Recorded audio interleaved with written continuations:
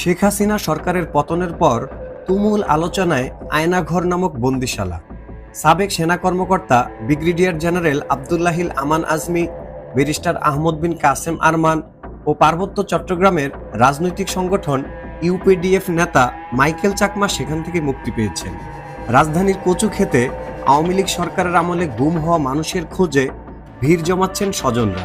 বাংলাদেশের প্রতিরক্ষা বাহিনীর directorate general of forces intelligence বা ডিজিএফআই দ্বারা পরিচালিত একটি গোপন আটক কেন্দ্রের নাম আয়নাঘর। আয়নাঘর শুনতে যতটা সাদামাটা ততটাই রহস্যময়। এই আয়নাঘরেই রাখা হতো গুম করে রাখা মানুষদেরকে। আলো বাতাসহীন একটি কক্ষ, সেখানে সারাক্ষণ ঘরঘরিয়ে চলে ফ্যান।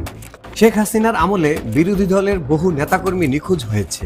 তারা কোথায়, তাদের কোনো খোঁজ নেই।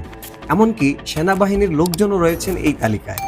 আয়নাঘর আসলে গোয়েন্দাদের একটি গোপন বন্দিশালা বা ডিটেনশন ক্যাম্প। 2016 সালের আগস্টে আইন শৃঙ্খলা বাহিনীর বিরুদ্ধে আজমিকে আটক করে তুলে নেওয়ার অভিযোগ করে তার পরিবার, কিন্তু সে সময় পরিবারের অভিযোগ অস্বীকার করে সরকার। এবার 8 বছর পর অক্ষত অবস্থায় আজমিকে পরিবারের কাছে হস্তান্তর করেছে ডিজিএফআই। একটি ভিডিওতে আমান আজমি তার বন্দি জীবনের কথা এভাবে বর্ণনা করেন। গরমের সময় নামাজ পড়ার জন্য, কিন্তু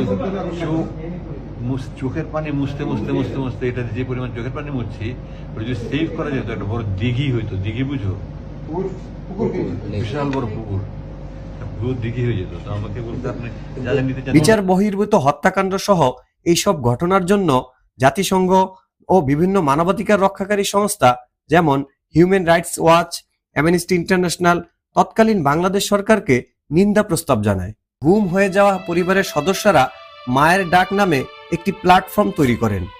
আওয়ামী লীগ নেতৃত্বাধীন সরকারের শাসনামলে সরকারি সংস্থা কর্তৃক বল প্রয়োগ গুমের শিকার হওয়া পরিবারগুলো শত প্রতিকূলতার মধ্যেও গুমের ঘটনাসমূহকে বিশ্ববাসীর সামনে তুলে ধরার জন্য নানা কর্মসূচি পালনের চেষ্টা করে গেছেন। কিন্তু তৎকালীন সরকারের তরফ থেকে বারবারই গুমের অভিযোগ অস্বীকার করে গেছে।